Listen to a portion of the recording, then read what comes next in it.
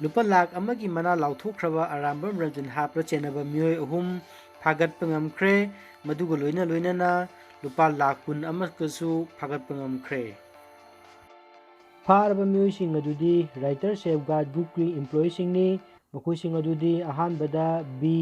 Thangkhan Muan chahi nipu son of Let B Tungkhokham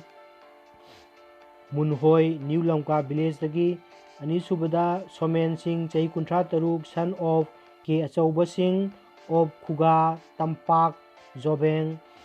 Ahum subada Kongkham Brojen Singh chahi nipu son of K Sahen Singh Bamol Kampu Imphal East ni hairi Manipurda COVID-19 na haukiba pung kunmari manungda mi chamaga tara na hankre madugi manungda humdra manga amana nupani aduga kuntra manga amana nupini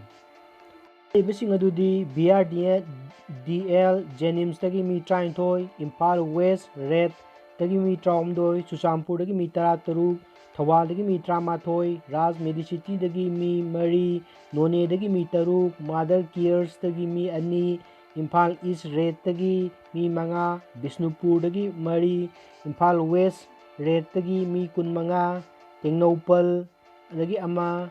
Babina Diagnostic dagi mi nipan RD Wing dagi mi ahum Sijo Hospital dagi mi ama Raj Medicity dagi mi mapal ni hairi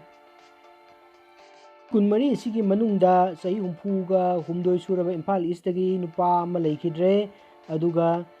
Thawal district dagi sahi kuntra nipan suraba amasu Jenims leikidre Manipurda hauzik COVID-19 na maram oiduna leikidaba mi masing apunba yankai mathoi sukre gi helpline number singdi common control room gi number 180034538818 psychological support ki damakta 8787457035 amadi 9402751364 amasung 7629943596 ni aduga hospitalization gi number na 1800108215 ni Purgi apunba COVID-19 case lising nipan ga samri kuntra hauji leiribe active case lising amaga sanipan nifu recovery case lising taru kusangma kuntra manga apunba sigiba mi masing yankai mathoi aduga hauji leiriba recovery rate na 77.56 ni Chief Minister N. Birena Lebak Sinba Tuna Lockdown Chathariba Awaba Mayok Nara Bofam Pambi Sing Makoigi Sinpam Adu Amukhana Chathaba Ngamnaba Tongan ba District Singi Bofam Pambi Lising Amagasani Mapanda Longi Sinpam Yenthokre Pradhan Mantri Street Vendor Atama Nibhani PM Sabhani Digi Makhada Bofam Pambi Mudra Yojana PMMY Sisudasu Tengbang Phangankre Thauram aduda wangangbada N Birena pandemic ki manungda poyon bising sel thungi awaba khudong sadaba mayok nei haina lengang na khangi Chief Minister makhata na hai state asigi tungan ba mafam chingda pojon bi lising kun romda loan pibani pofam phambi chingda loan pibada bank official singna lawriba thawjang asi support tawkhiba adugi namakta thagatpa phongdokhi Chief Minister na lemhauriba applicant singdasu lemhauriba loan senpham adu athuba mathamda pithokkinaba appeal tawki state asida COVID-19 nabaga mari lenana N Birena hai COVID-19 case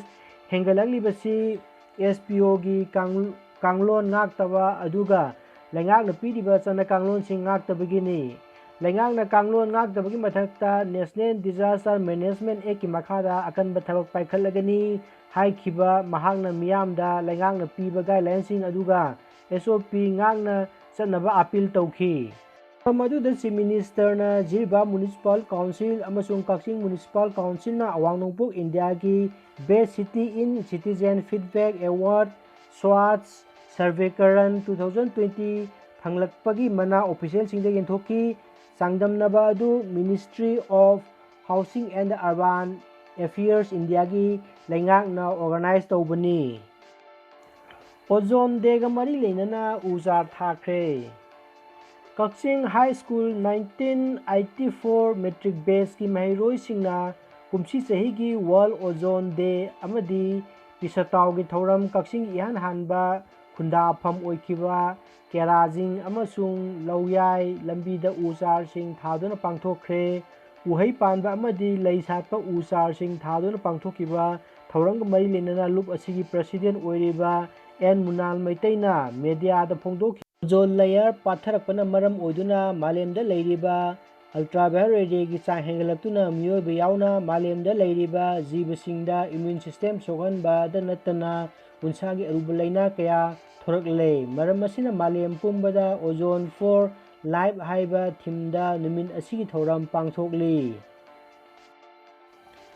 National People's Party NPP Manipur gi chana kangloni makhada Yumnam Joy Kumar MLA bu party primary member oibadagi sahi taruk tanthokle hairi NPP dagi sahi taruk tanthokle hairiba Y Joy Kumar Uripur Assembly Constituency part achigi tiketa 2017 da pangthokiba Manipur Assembly General Election da mai paktuna hojik leiriba BJP chungsinnaba da yauriba lengak te yauriba BJP na chungsinnaba lengak asida deputy CM oiribani NPP gi president Thangmilen Kipgen yauna party asigi luchingba khada party gi national president Konrad Sangmana mamanga tanthokle hayuna lauthokhrabani Thangmilen na high party gi MLA marima party nungsiba amadi party mapangan kan khatnaba Pambanate haina maral siraduna Y Joy Kumar party dagi sahi taru tanthoknaba party gi disciplinary action committee na recommend tawrakpa matung ina Y Joy Kumar bu sahi taru party dagi tanthokpagi ayaba pikhibani haina pawmising da phongdoki mahakna party asigi MLA mari mamang mikhalda atopa party ticket tanaba phangdabadagi party asida Sanglaklaga party ki tiketa mikhalda mai pakpa ngamkhibani haina maral sikhi NPP asi laikhidrawa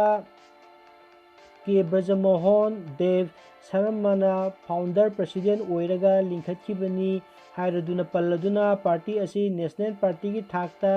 lakhibagi political history chawrakna Thangmilen na thamki asida ngasi gi na pau pijaba loijare yengbiraba mupung khudingmakpu Thagatpa phongdoksari